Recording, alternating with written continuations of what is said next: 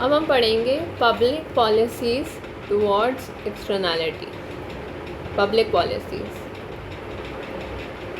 सबसे पहली पॉलिसी है कमांड एंड कंट्रोल।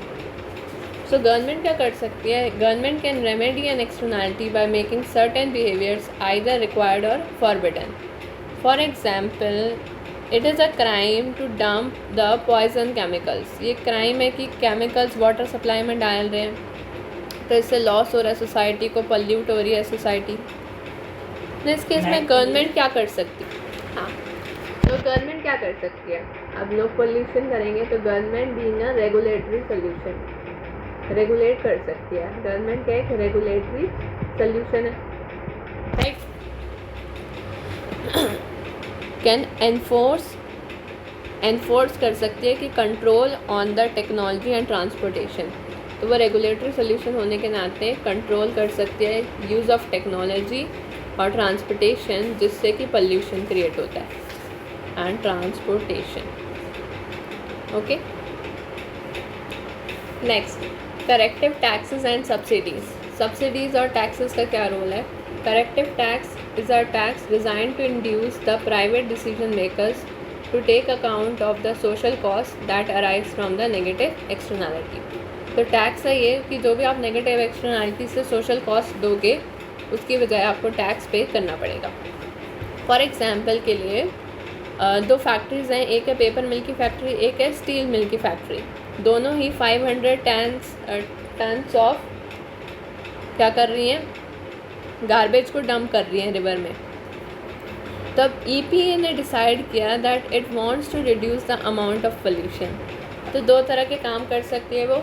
एक तो रेगुलेशन में वो कह सकती है कि हर एक फैक्ट्री जो है 300 टन्स ऑफ गार्बेज डालेगी एवरी ईयर।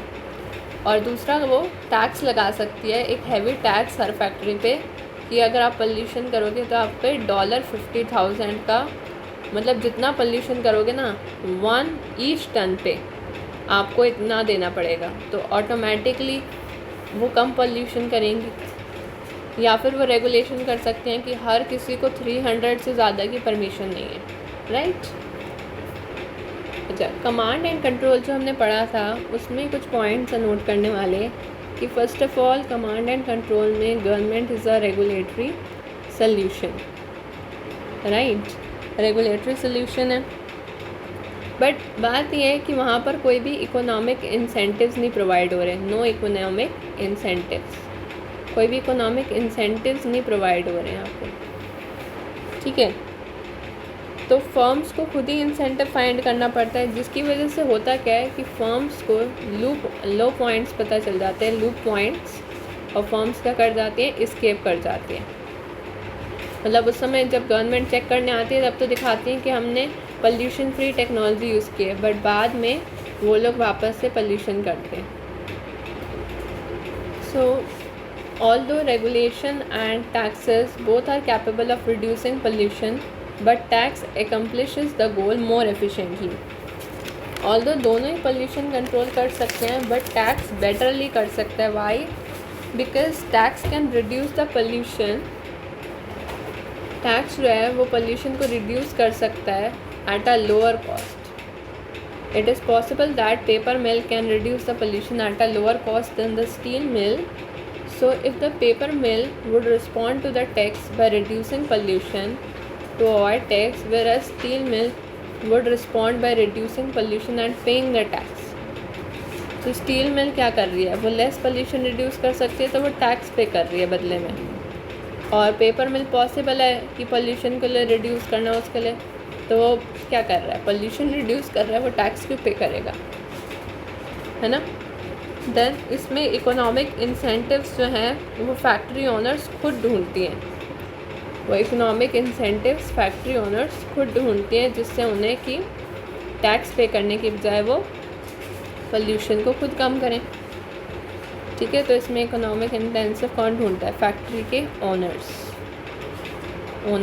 जो हैं वो इंसेंटिव खुद ही ढूंढते हैं, ठीक है।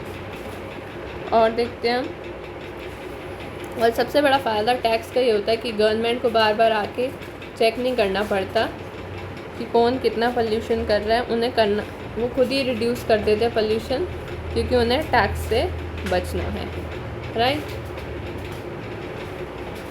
And moreover corrective tax raises the revenue for the government and they also enhances the economic efficiency.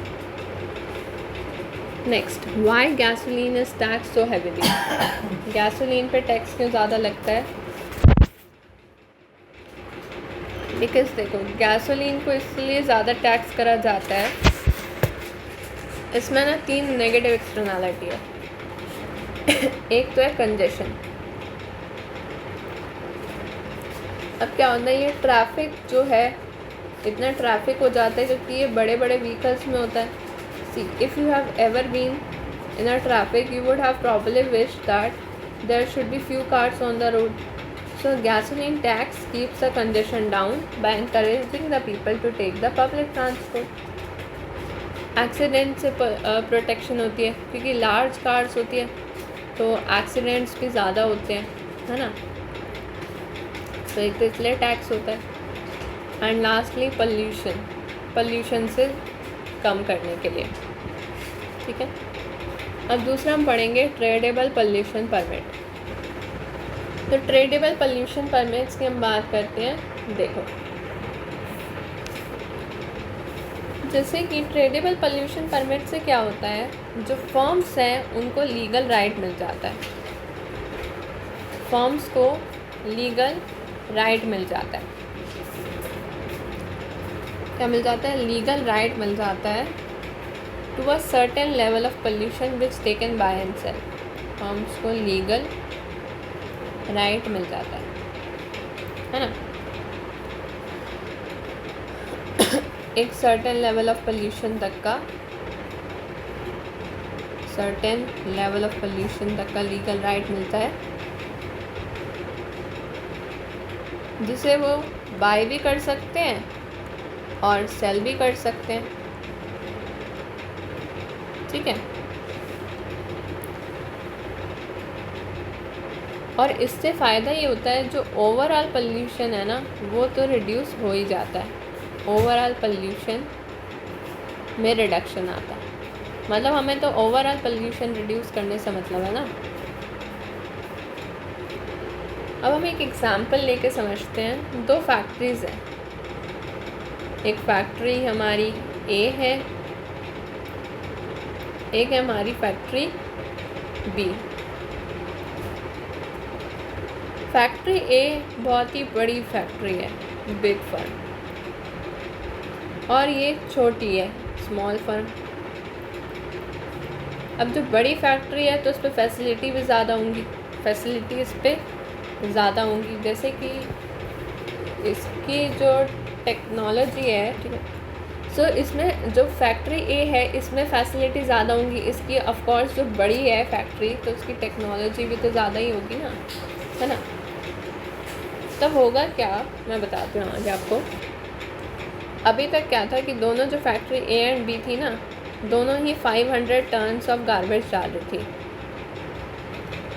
अब गवर्नमेंट ने क्या कहा कि भाई एक काम करो, तुम दोनों ना 250 कर दो, 250 250 पोल्यूशन से ज़्यादा हमें नहीं चाहिए।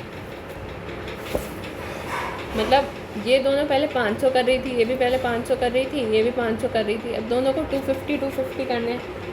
अब बी पे तो इतनी फैसिलिटी है नहीं, तो अब क्यों ना अगर ए जो है वो 350 से रिड्यूस कर दे और ये कर दे 150 रिड्यूस, है ना। ये 250 करना था, 250 करना था, हमें तो ओवरऑल पोल्यूशन कम करना है ना। तो ये 100 इसे दे दे और ये खुद 350 रिड्यूस कर ले, 150 ये रिड्यूस कर ले। फ़ायदा क्या होगा इससे? फ़ायदा ये होगा कि अब इस पर तो टेक्नोलॉजी है, इस पर टेक्नोलॉजी है, तो ये अपनी टेक्नोलॉजी की हेल्प से पोल्यूशन रिड्यूस कर सकता है। पर ये अगर करेगा तो इसको बहुत ज़्यादा महंगा पड़ेगा, हाई कॉस्ट। तो बदले में ये इसको क्या दे देगा, ये इसको पेमेंट कर देगा, पेमेंट ये ए को पेमेंट कर देगा और गवर्नमेंट से लीगली राइट ले लेगा। तो ओवरऑल पोल्यूशन रिड्यूस हो गया, right. So I hope clear आपको। तो ये होती है ट्रेडेबल पोल्यूशन परमिट्स। ठीक है, क्लियर है। आइए बस अब हम एक डायग्राम समझ लेते हैं टैक्स और पोल्यूशन परमिट्स के बीच का डायग्राम, कि प्राइस ऑफ पोल्यूशन है, क्वांटिटी है, प्राइस क्वांटिटी, ये डिमांड है, ये डिमांड है। अब यहाँ पे करेक्टिव टैक्स, ये सप्लाई पोल्यूशन परमिट का फ़र्क क्या है कि टैक्स ने सेट करा प्राइस ऑफ पोल्यूशन कि इतना पोल्यूशन का प्राइस लगेगा, जिसकी वजह से क्या डिटरमाइन हुई, क्वांटिटी हुई डिटरमाइन पोल्यूशन की। और अगर ये पोल्यूशन परमिट क्या करता है, क्वांटिटी डिसाइड कर देता है और प्राइस ये लोग खुद डिसाइड कर लेते हैं। ठीक है, सो आई होप ये कंसेप्ट क्लियर है। अब हम मिलेंगे नेक्स्ट लेक्चर में and we will be starting private solution of externality.